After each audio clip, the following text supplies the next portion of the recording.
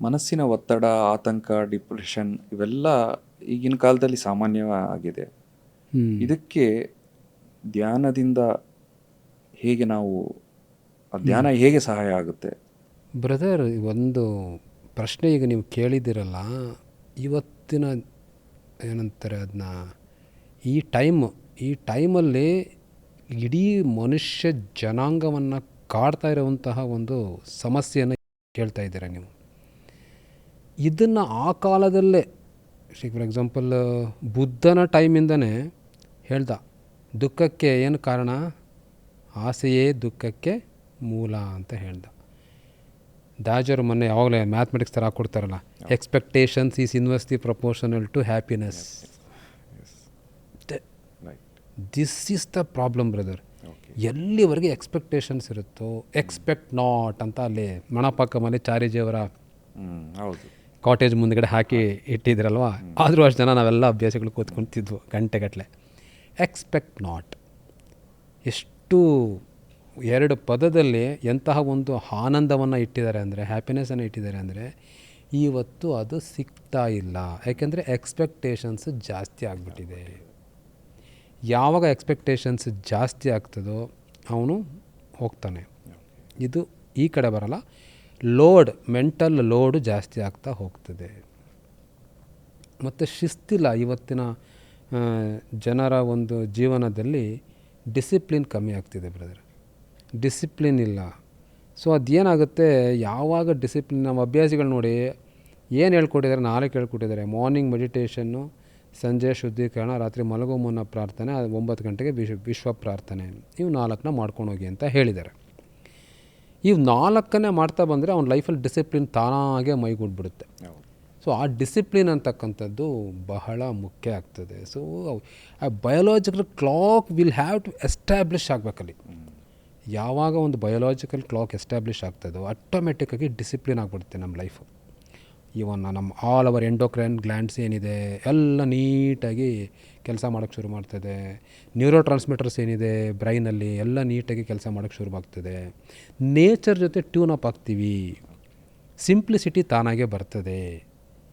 ಇವೆಲ್ಲ ಆಗಬೇಕಾದ್ರೆ ಫಸ್ಟ್ ಅವನೇನು ಏನಂತಾರೆ ಅದನ್ನ, ನಿರೀಕ್ಷೆಗಳಿಲ್ಲದಂತಹ ಜೀವನವನ್ನು ನಡೆಸಬೇಕು. ಆಸೆಗಳು ಅವಶ್ಯಕತೆಗಳು ಅಂತ ಸುಮಾರು ಹೇಳಿದ್ದಾರೆ ಚಾರ್ಜಿಯವರು ಆ ಕಾಲದಿಂದ. ಅವಶ್ಯಕತೆಗಳು ಓಕೆ, ಆಸೆಗಳು ಮನುಷ್ಯನನ್ನು ಹಾಳು ಮಾಡ್ತದೆ. Needs and wants. ಆಮೇಲೆ ಸಮಯ ಪ್ರಜ್ಞೆ ಇದೆ ರವಿಯವರೇ. ಸಮಯ ಪ್ರಜ್ಞೆ, ಆ ಪಂಕ್ಚುಯಾಲಿಟಿ ಇರಬೇಕು. ಈಗ ಸತ್ಸಂಗ 10 ನಿಮಿಷ ಬೇಗ ಬಪ್ಪ ಸತ್ಸಂಗ ಅಟೆಂಡ್ ಮಾಡು. ಸಿಟ್ಟಿಂಗ್ಸ್, ವೈಯಕ್ತಿಕ ಬೈಠಕ್ಕು, you have to come and wait. ಆ ವೆಯ್ಟಿಂಗಲ್ಲೇ ವರ್ಕ್ ಆಗ್ತಾ ಇರುತ್ತೆ. ಒಂದು 5 ನಿಮಿಷ ಕೂತ್ಕೋ ಬೇಗ. ನಾವು ಅಭ್ಯಾಸಗಳಿಗೆ ಕಾಯ್ತಾ ಇದ್ರೂ ಅದೇ ವರ್ಕ್ ಆಗುತ್ತೆ, ಅಭ್ಯಾಸ ನಮಗೆ ಕಾಯ್ತಾ ಇದ್ರೂ ಅದೇ ವರ್ಕ್ ಆಗುತ್ತೆ. ದಟ್ ವೆಯ್ಟಿಂಗ್ ಇದೆಯಲ್ಲ, ಇಟ್ಸ್ ಅ ವಂಡರ್ಫುಲ್ ಪೀರಿಯಡ್. ನಮ್ಗೆ ಹಂಗೆ ಆಯಿತು. ಚಾರ್ಜಿ ಅವರು ಒಂದು ಸಲ ಮೈಸೂರಿಗೆ ಬರಬೇಕಿತ್ತು, ನಾವೆಲ್ಲ ಕಾಯ್ತಾ ಇದ್ದೀವಿ. ಆ್ಯಕ್ಚುಲಿ 3-3:30 ಬಂದುಬಿಡ್ತಾರೆ ಅಂತ ಹೇಳಿದರು. ಏನೋ ಟ್ರಾಫಿಕ್ಕು, ಬ್ಯಾಂಗ್ಳೂರು ಟ್ರಾಫಿಕ್ಕು ಏನೋ ಆಗಿಬಿಟ್ಟು ಅವ್ರು ಬಂದಿದ್ದು ಸುಮಾರು ಒಂದು 5 ಗಂಟೆ ಆಗೋಯ್ತು ಬ್ರದರ್. ನಾವು 3:15 ಮಾಸ್ಟ್ರು ಬರ್ತಾರೆ ಅಂತ ಗೊತ್ತಾದ ತಕ್ಷಣ ನಾವು ಕೊಳ್ಳೇಗಾಲಿಂದ ಎದ್ವೋ ಬಿದ್ವೋ ಅಂತೆಲ್ಲ ಓಡಿ ಬಂದಿದ್ದೀವಿ. 3:15, 3:20ಕ್ಕೆ ಬಂದುಬಿಟ್ವು. ಮಾಸ್ಟ್ರು 3:15 ಹೇಳಿದ್ರಲ್ಲ, ನಮ್ಮ ಮೈಂಡಲ್ಲಿ ಏನು ಫಿಕ್ಸ್ ಇತ್ತು, 3:15 ಚಾರ್ಜಿಯವರು ಮೈಸೂರಲ್ಲಿ ಇರ್ತಾರೆ ಅನ್ನೋ ಇತ್ತಲ್ಲ. 3:20ಕ್ಕೆ ಬಂದುಬಿಟ್ಟು ಕೂತಿದ್ದೀವಿ. 3:15 ಆಯಿತು, 3:45 ಆಯಿತು, 4 ಗಂಟೆ ಆಯಿತು, 4:15 ಆಯಿತು.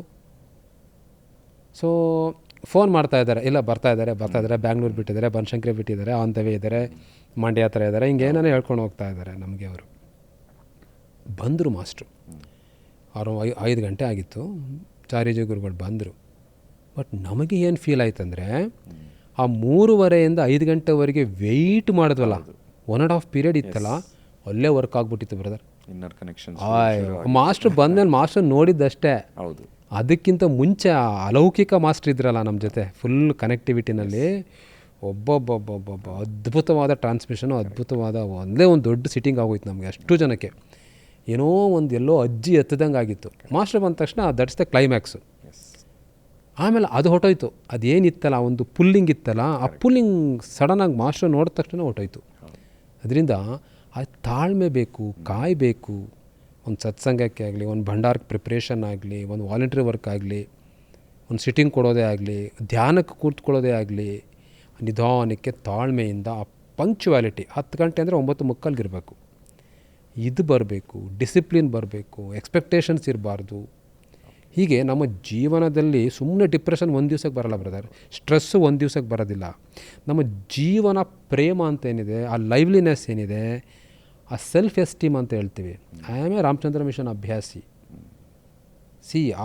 ಆ ಪರಂಪರೆ ಇದೆಯಲ್ಲ, ನಮ್ಮ ಗುರುಗಳು, ನಮ್ಮ ಪ್ರಶಿಕ್ಷಕರಾಗಿ ಕೊಟ್ಟಿದ್ದು, ನಮ್ಮ ಸೀನಿಯರ್ ಅಭ್ಯಾಸಿಗಳಾಗಿ ಕೊಟ್ಟಿದ್ದು, ಆ ಪರಂಪರೆ ಬರಬೇಕು.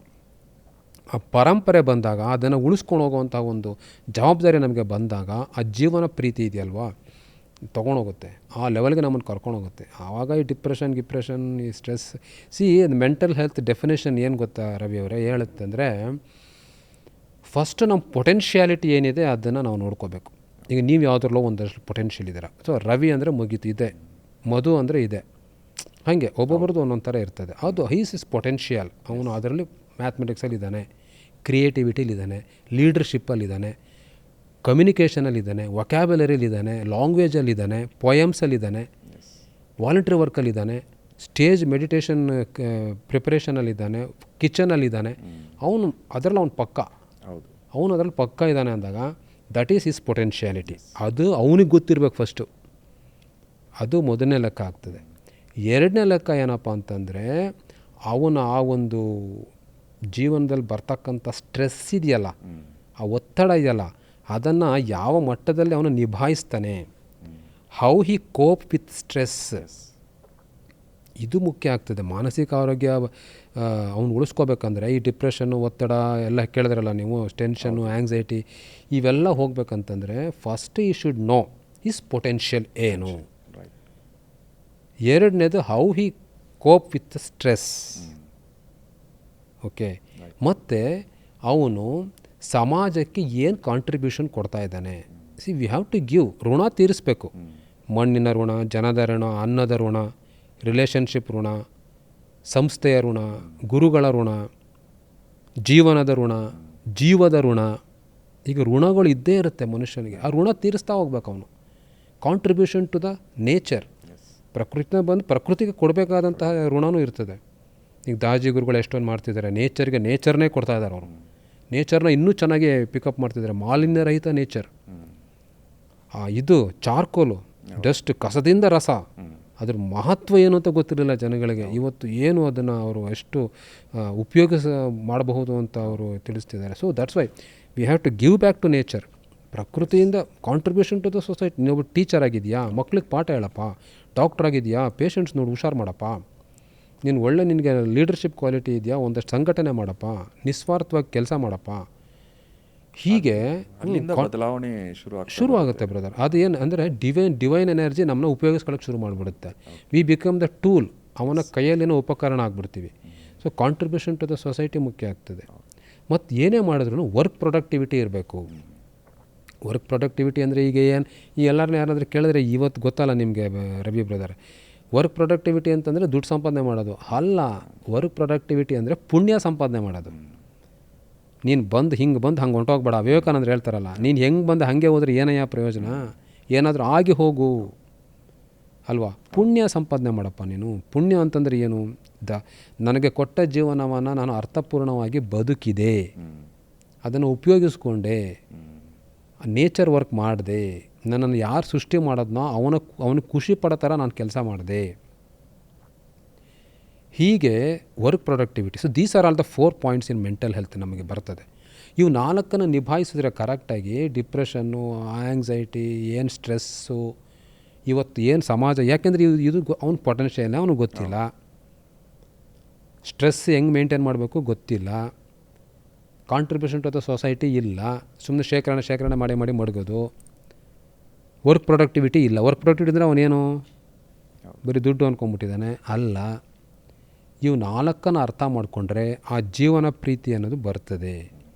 ಏನೋ ಬಸ್ಸಲ್ಲಿ ಹೋಗ್ತಾಯಿದ್ರೆ ಒಂದಿಬ್ಬರು ವಯಸ್ಸಾದವರು ಇದ್ದರೆ ಎದ್ದು ನಿಂತ್ಕೊಂಡು ಅವ್ರಿಗೆ ಸೀಟ್ ಕೊಡಬೇಕು ಅವನು. ಮಹಿಳೆಯರಿದ್ದರೆ ಫಸ್ಟು ಪ್ರಿಫರೆನ್ಸ್ ಕೊಡಬೇಕು. ಸಿಸ್ಟರ್ಸ್ ಬನ್ನಿ ಕೂತ್ಕೊಳ್ಳಿ ಅಂತ ಹೇಳಬೇಕು. ತಾನಾಗೇ ಬರಬೇಕಿದು. ಬಾಬೂಜಿಯವ್ರು ಹೇಳ್ತಾರಲ್ಲ, ನೀನು ಏನೋ ಹೆಲ್ಪ್ ಮಾಡ್ತೀನಿ ಅಂತ ಏನೋ ಮಾಡಿಬಿಟ್ಟೆ, ದಾನ ಮಾಡಿಬಿಟ್ಟೆ, ಅದು ಮಾಡಿಬಿಟ್ಟೆ. ಇಟ್ಸ್ ಯುವರ್ ರೆಸ್ಪಾನ್ಸಿಬಿಲಿಟಿ ಕಣಪ್ಪ. ನಿನ್ನ ಜವಾಬ್ದಾರಿ ಕಣೆ ಅದು. ನೀನೇನು ಭಾರಿ ದೊಡ್ಡ ಇದು ಮಾಡೋದಲ್ಲ ಅಂದರೆ ಅಷ್ಟು ಕರ್ತವ್ಯ ಅದು, ನಿನ್ನ ಕರ್ತವ್ಯ ಅದು. ನನಗೆ ಒಂದು ನೆನಪು ಬರ್ತಾ ಇದೆ, ನೀವು ನಿಮ್ಮ ಜೊತೆ ನಾನು ಸಮ್ಟೈಮ್ಸ್ ಭೇಟಿ ಆದಾಗ ನಾರಾಯಣ ಬ್ರದರ್ ಒಂದು ನಿಮಗೆ ಬ್ಯಾಂಕಲ್ಲಿ ಇದು ಕಟ್ ಬನ್ನಿ, ಅಮೌಂಟ್ ಕಟ್ ಬನ್ನಿ ಅಂತ ಕೊಟ್ಟಿದ್ರಿ. S brother. ಅದು ನಿಮ್ಮನ್ನು ನೋಡಿ ಆಶ್ಚರ್ಯ ಆಯಿತು. ಹೌದು ಹೌದು ಹೌದು. ಅದೊಂದು ಅದು ಹೇಗೆ ಅಂತ ನೋಡಿ, ನನಗೆ ನಾವೆಲ್ಲ ಅವಾಗ ಹುಡುಗರುಗಳು ಅಷ್ಟೇ, ಯಂಗ್ಸ್ಟರ್ಸು. ಸರಿ, ತುಂಬ ಜನ ಸೀನಿಯರ್ಸ್ ಎಲ್ಲ ಇದ್ದರು, ತುಂಬ ಬ್ಯಾಂಕಿಗೆಲ್ಲ ಹೋಗಿ ಬಂದಿರೋ ಎಕ್ಸ್ಪೀರಿಯನ್ಸ್ಗಳೆಲ್ಲ ಇತ್ತು. ಬಟ್ ನಾರಾಯಣ್ ಬ್ರದರ್ ಅವರು 4ನೇ ಕ್ಲಾಸ್ ಓದಿದ್ರು, ನಾನು ಹೇಳಿದ್ನಲ್ಲ, ಅವರು ತುಂಬ ಪೈಸಾ ಲೆಕ್ಕ ಬ್ರದರ್ ಅವರು. ನಾನು ಅಂಗಡಿ ತಕ್ಕಡಿನಲ್ಲೇ ನಾನು ಹೇಳಿದ್ನಲ್ಲ, ಹಿಂಗೆ ಬಂದರೆ ಒಂದೆರಡು ಕಾಳನ್ನು ಜಾಸ್ತಿ ಕೊಡದೇ ಇದ್ದವರು, ಅಷ್ಟು ಕಟ್ಟುನಿಟ್ಟಾಗಿ ಒಂದೊಂದು ಪೈಸಾನ ಲೆಕ್ಕ ಇಟ್ಕೊಂಡಿದ್ದಂಥವ್ರು, ಅಷ್ಟು ಡಿಸಿಪ್ಲಿನ್ಡ್ ವ್ಯಕ್ತಿ. ನಾವನ್ನ ಕರೆದ್ಬಿಟ್ಟು ಮಧು ಬ್ಯಾಂಕಿಗೆ ಹೋಗ್ಬಿಟ್ಟು ಇದು ಸಹಜ ಮಾರ್ಗ್ ಸ್ಪಿರಿಚುವಲ್ ಫೌಂಡೇಶನ್ ಅಂತ ಯಾವುದು ಇರ್ತಾಯಿತ್ತು ಅವಾಗ, ಇದಕ್ಕೆ ಮಣಪಾಕಮಲ್ಲೇ, ಅದಕ್ಕೆ ಅಕೌಂಟ್ ನಂಬರ್ ಎಲ್ಲ ಕೊಟ್ಬಿಟ್ಟು 50,000 ಬ್ರದರ್. ನಾನು ಹೇಳ್ತಾ ಇರೋದು ಯಾವಾಗ ಗೊತ್ತಾ, 2002-3 ಆ ಟೈಮಲ್ಲಿ ನೋಡಿ ಸರ್. ಆ ವಿಸ್ಪರ್ಸ್ ಫಸ್ಟ್ ಟೈಮ್ ಬಂತು ನೋಡಿ, ಫಸ್ಟ್ ಒಂದು ಅಪ್ಪು ಪುಸ್ತಕ ಬಂತಲ್ಲ, ಆ ಟೈಮಲ್ಲಿ 50,000 ಕೊಟ್ಬಿಟ್ಟು ಇದನ್ನು ಹೋಗಿ ಬ್ಯಾಂಕಿಗೆ ಕಟ್ಬಿಟ್ಟು ಬಾ ಅಂತಂದು. ನನ್ನ ಕೈ ಕಾಲೆಲ್ಲ ನಡುಕ್ತಿತ್ತು, ಅಷ್ಟೊಂದು ದುಡ್ಡು ನೋಡೇ ಇಲ್ಲ ನಾನು. ಸರಿ ಆಯಿತು ಬ್ರದರ್ ಅಂತ ಹೇಳ್ಬಿಟ್ಟು ಅಷ್ಟು ದುಡ್ಡು ತೊಗೊಂಡು ಹೋಗಿ ಚಾನಲ್ ಹಾಕಿ ಚಲನಲ್ಲಿ ಕಟ್ಬಿಟ್ಟು ರಸೀದಿ ಇಸ್ಕೊಂಡು ಬಂದುಬಿಟ್ಟು ಇವ್ರಿಗೆ ಕೊಡ್ತಾಯಿದ್ದೆ. ಅದು ಏನು ಅವ್ರಿಗೆ ಏನು ನನಗೆ ಪಾಠ ಕಲಿಸ್ತಾ ಇತ್ತು ಅಂತಂದರೆ, ಮುಂದಿನ ದಿನಗಳಲ್ಲಿ ರಾಮಚಂದ್ರ ಮಿಷನಲ್ಲಿ ನೀವೆಲ್ಲರೂ ಇರ್ತೀರ ಕಣ್ರಪ್ಪ, you should know these things. ಪಾಠವನ್ನು ನನಗೆ ಅವರು ಎಷ್ಟು ಚೆನ್ನಾಗಿ ಕಲಿಸಿದ್ರು ಅಂದರೆ, ನಿಜವಾಗ್ಲೂ ನನಗೆ ಆವಾಗ ಅನ್ನಿಸ್ತು, ಅಪ್ಪ ಇವ್ರು ಇಷ್ಟು ಕಂಜೂಸು, ಪೈಸಾ ಲೆಕ್ಕ ಇಡ್ತಿದ್ದವರು, ಅಂಗಡಿನಲ್ಲಿ 4 ಕಾಳು ಜಾಸ್ತಿ ಕೊಡದಿದ್ದವರು, ಮಿಷನ್ಗೆ ಇಷ್ಟು ಇದನ್ನು ಮಾಡಿ ಉಳಿಸಿ ಅದನ್ನು ಮಿಷನ್ಗೆ ಕೊಡ್ತಾ ಇದ್ದಾರಲ್ಲ, ಎಷ್ಟು ಪ್ರೀತಿ ಇದೆ, ಎಷ್ಟು ಅಭಿಮಾನ ಇದೆ. ಸ್ಟನ್ನು ನಾವೆಲ್ಲ ಆವಾಗ ಆ ದಿನಗಳಲ್ಲಿ ನಾರಾಯಣ್ ಬ್ರದರ್ ಈ ಥರ ಹೀಗೆ ನಮ್ಮನ್ನು ಬೆಳೆಸಿದ್ರು. ಆಮೇಲೆ ಕಣ್ಣನ್ ಬ್ರದರ್ ಅಂತ ಹನೂರಿಂದ ಬರ್ತಾಯಿದ್ರು, ನಾಯ್ಡು ಬ್ರದರ್ ಅಂತ ಕರಿತೀವಿ ನಮ್ಮವರು. ಅವ್ರು ಸಿಟ್ಟಿಂಗ್ ಕೊಡೋಕ್ಕೆ ಬರ್ತಾಯಿದ್ರು, ಅವಾಗ ಕೊಳ್ಳೆಗಾಲಕ್ಕೆ ಬರ್ತಾಯಿದ್ರು. ನನಗೆ ಆ ಹೊಸ ದಿನಗಳಲ್ಲಿ ಏನಾಗಿತ್ತು, ನನಗೆ ಯಾವ ಅಭ್ಯಾಸಿಗಳದ್ದು ಪರಿಚಯ ಇರಲಿಲ್ಲ, ಸರಿಯಾಗಿ ಮುಖ ಪರಿಚಯ ಇತ್ತು ಅಷ್ಟೇ, ಹೆಸರು ಗೊತ್ತಿರಲಿಲ್ಲ ನನಗೆ ಬ್ರದರ್. ಅವಾಗ ನಾನೇನು ಮಾಡ್ತಿದ್ದೆ ಅಂತಂದರೆ ಟಕ್ ಅಂತ ಬಂದುಬಿಡ್ತಾಯಿದ್ದೆ, ಸತ್ಸಂಗ ಕರೆಕ್ಟಾಗಿ ಶುರು ಆಗೋ ಟೈಮಿಗೆ ಬರ್ತಾಯಿದ್ದೆ, ಸತ್ಸಂಗ ಮುಗಿದ ತಕ್ಷಣ ಹೊರಟೋಗ್ತಿದ್ದೆ. ಸರಿ ನೋಡಿ ಬ್ಯಾಡ್ಜ್ ಹಾಕ್ಕೊಂಡಿದ್ದೆ, ನಾನು ನೋಡ್ತೀನಿ ಬ್ಯಾಡ್ಜ್ ಇದೆ. ಒಂದು ದಿವಸ ಕರೆದ್ರು ನಾರಾಯಣ್ ಬ್ರದರ್, ಏಯ್ ಬಾಯಲ್ಲಿ ಅಂತಂದರು. ನಮಸ್ತೆ ಬ್ರದರ್ ಅಂದೆ. ಎಲ್ಲಿ ಬ್ಯಾಡ್ಜು ಅಂತಂದರು. ಬ್ಯಾಡ್ಜ್ ಮನೇಲಿ ಇಟ್ಬಿಟ್ಟಿದ್ದೀನಿ ಬ್ರದರ್. ಯಾತಕ್ಕೆ ಬ್ಯಾಡ್ಜ್ ಕೊಡೋದು ನಿಮಗೆ ಅಂತಂದರು. ಸಾರಿ ಬ್ರದರ್, ಗೊತ್ತಾಗಲಿಲ್ಲ, ಬ್ಯಾಡ್ಜ್ ಹಾಕ್ಕೊತೀನಿ. ಬ್ಯಾಡ್ಜ್ ಹಾಕ್ಕೊಂಡು ಬರಬೇಕು, ಹಾಕ್ಕೊಂಡೇ ಇರಬೇಕು. ಅಭ್ಯಾಸಿ ಅಲ್ವಾ ನೀವು ಅಂತ. ಹೌದು ಬ್ರದರ್, ಮತ್ತು ನೀವು ಹಾಕ್ಕೊಂಡೇ ಇರಬೇಕು ಅಂತಂದರು. ಹೀಗೆ ನಮಗೆ ಪಾಠ ಕಲಿಸಿದಂಥವ್ರು. ಆಮೇಲೆ ಈ ಸಿಟ್ಟಿಂಗ್ಸ್ಗೆ ಬಂದಾಗ ಅವ್ರಿಗೆ ನಾರಾಯಣ್ ಬ್ರದರು ವಯಸ್ಸಾದ್ಮೇಲೆ ಅವ್ರಿಗೆ ಸಿಟ್ಟಿಂಗ್ಸ್ ಕೊಡೋಕ್ಕಾಗ್ತಾ ಇರಲಿಲ್ಲ. ಆವಾಗ ಹನೂರಿಂದ ಬರ್ತಾಯಿದ್ರು, ನಾಯ್ಡು ಬ್ರದರ್ ಬರ್ತಾಯಿದ್ರು. ಅವ್ರಿಗೆ ಆರ್ಗನೈಸ್ ಮಾಡಬೇಕಾಗಿತ್ತಲ್ಲ, ಯಾರ್ಯಾರು ಅಭ್ಯಾಸಿಗಳು ಬರ್ತಾರೆ, ಯಾರ ಹೆಸರು, ಎಷ್ಟೊತ್ತಿಗೆ ಯಾರು ಬರ್ತಾರೆ, ಮತ್ತು ಗ್ಯಾಪ್ ಯಾವಾಗ, ಊಟದ ಟೈಮ್ ಯಾವುದು, ಇದನ್ನೆಲ್ಲ ನಾವು ಲೆಕ್ಕ ಇಡಬೇಕಿತ್ತಲ್ಲ, ಅದು ಆರ್ಗನೈಸ್ ಮಾಡಬೇಕಿತ್ತು. ನನಗೆ ಹೆಸರುಗಳೇ ಗೊತ್ತಿರಲಿಲ್ಲ. ಸರಿ, ನಾನು ಡಾಕ್ಟ್ರಿಗೆ ಹೇಳ್ಬಿಡಿ, ಅವರು ಅರೇಂಜ್ ಮಾಡ್ತಾರೆ ಅಂತ ಹೇಳ್ಬಿಡೋರು ನಾರಾಯಣ್ ಬ್ರದರ್. ನಾನು ಆವಾಗ ಒಬ್ಬೊಬ್ಬರನ್ನು ಮಾತಾಡಿಸಿ ಹೆಸರು ತಗೊಂಡು, ನಮ್ಮ ಮಿಷನಲ್ಲಿ 40-45 ಜನ ಅಭ್ಯಾಸಿಗಳು ಎಲ್ಲರ ಹೆಸರು ನನಗೆ ಗೊತ್ತಾಗಿದ್ದು ಈ ಒಂದು ಪ್ರಕ್ರಿಯೆಯಿಂದ. ಹಿಂಗೆ ಆಮೇಲೆ ವಾಲಂಟ್ರಿ ವರ್ಕ್ ಮಾಡ್ಬೇಕಾದ್ರೆ ಅಲ್ಲಿ ಬಾಲಸುಬ್ರಹ್ಮಣ್ಯಂ ಅಂತ ಇದ್ರು, ಮಾಮು ಅಂತ ಕರಿತಿದ್ವಿ ನಾವು ಅವರೆಲ್ಲ. ಅವ್ರಿಗೆ ಆಲ್ರೆಡಿ ಆಗಲೇ 75-76 ವರ್ಷ ಆಗಿಬಿಟ್ಟಿತ್ತು. ಅವರು ಬಂದುಬಿಟ್ಟು TR ಸ್ವಾಮಿ ಅಂತ ಇದ್ದರು, ಅವರು ಅಷ್ಟೇ ತುಂಬ ಡೆಡಿಕೇಟೆಡ್ ಅಭ್ಯಾಸಿಸ್ ಅವರೆಲ್ಲ. ಅವ್ರು ಬಂದುಬಿಟ್ಟು ಜಮ್ಖಾನ ತೆಗೆದು ಕಸ್ಪರ್ಕೆ ತೆಗೆದು ಕಸ ಗುಡಿಸಿ ಜಮ್ಖಾನ ತೆಗೆದು ಹಾಸಿ ರೆಡಿ ಮಾಡ್ತಿದ್ರು. ಸತ್ಸಂಗ ಎಲ್ಲ ಮುಗಿದ್ಮೇಲೆ ಅದೇ ಮತ್ತೆ ಚೇರ್ಸ್ನೆಲ್ಲ ಎತ್ತಿಟ್ಬಿಟ್ಟು ಜಮ್ಖಾನ ಎಲ್ಲ ಮಾಡಿಸ್ಬಿಟ್ಟು 70-75 ವರ್ಷದವರು ಬ್ರದರ್. ನಾವೆಲ್ಲ 30-32 ವರ್ಷದವ್ರು ನಾವೆಲ್ಲ. ಒಂದು ದಿವಸ ಕರೆದ್ರು, ನಾರಾಯಣ್ ಬ್ರದರ್ ಕರೆದ್ರು, ಬಪ್ಪ ಇಲ್ಲಿ ಅಂತಂದರು. ನಮಸ್ತೆ ಬ್ರದರ್ ಅಂದೆ. ಏನಪ್ಪ ಅಂತ. ಅವ್ರು ಒಳಗಡೆ ಏನು ಮಾಡ್ತಿದ್ದಾರೆ ನೋಡಿದೆಯಾ ಅಂತಂದರು. ನೋಡಿದೆ, ಅದೇ ಜಮ್ಖಾನೆಲ್ಲ ಮಾಡಿಸಿಡ್ತಾ ಇದ್ದಾರೆ. ಅವ್ರ ವಯಸ್ಸು ಎಷ್ಟು ಗೊತ್ತಾ ಅಂತ. ಗೊತ್ತಾಗೋಯ್ತು ನನಗೆ ಬೈತಾ ಇದ್ದಾರೆ ಇವಾಗ ಇವರು ಅಂತ ಗೊತ್ತಾಗೋಯ್ತು. ಹೌದು ಬ್ರದರ್, ಎಸ್ ಅಂತಂದೆ. ಅವರು ವಯಸ್ಸಾಗಿದೆ, ಆದರೂ ಅವರು ಜಮ್ಖಾನ ಇದು ಮಾಡಿಸ್ತಾ ಇದ್ದಾರೆ. ನಿಮ್ಮ ಮನೆ ಎಷ್ಟು ದೂರ ಇದೆ ಅಂತಂದರು. ಅಂದರೆ ಇನ್ನು 2 ಸ್ಟ್ರೀಟ್ ಬಂದರೆ ಹೋದ ತಕ್ಷಣ ಗೊತ್ತಾಗುತ್ತೆ. ಅವ್ರ ಮನೆ ಎಷ್ಟು ದೂರ, ಅದು ಅವ್ರದ್ದು ದೇವಂಗಪೇಟೆ ತುಂಬ ದೂರ ಇದೆ, ಅಲ್ಲಿ ಹೋಗಬೇಕು. ನೀವೇನು ಮಾಡ್ತೀರಾ, ಸ್ವಲ್ಪ ಹೆಲ್ಪ್ ಮಾಡ್ಬೋದು ತಾನೇ, ಮಾಡಿಸ್ಬೋದು ತಾನೇ ಅಂತ ಹೇಳ್ತೀವಿ. ಅವಾಗ ನಮಗೆ ತುಂಬ ಒಂದು ರೀತಿ ಬ್ರದರ್ ವಾಲಂಟ್ರಿ ವರ್ಕ್ನ ಅವರಾಗ ಅವರೇ ಪ್ರೀತಿಯಿಂದ ಅಭಿಮಾನದಿಂದ ಮಾಡಬೇಕು, ಯಾರು ಯಾರಿಗೂ ಆರ್ಡ್ರ್ ಮಾಡಬಾರ್ದು ಅಂತಂದ್ಬಿಟ್ಟು ಇವತ್ತು ನನಗೆ ನೆನೆಸ್ಕೊಂಡ್ರೆ ನನಗೆ ಆವತ್ತು ಹೇಳಿದ್ದು, ನೀನು ಇಡೀ ಸೆಂಟರ್ನೇ ತಲೆ ಮೇಲೆ ಹೊತ್ಕೊಂಡು ಕೆಲಸ ಮಾಡ್ಬೇಕಾಯ್ತೆ ಕಣಪ್ಪ ಅಂತ ಅವ್ರಿಗೆ ಆಲ್ರೆಡಿ ಗೊತ್ತಾಗ್ಬಿಟ್ಟಿತ್ತು.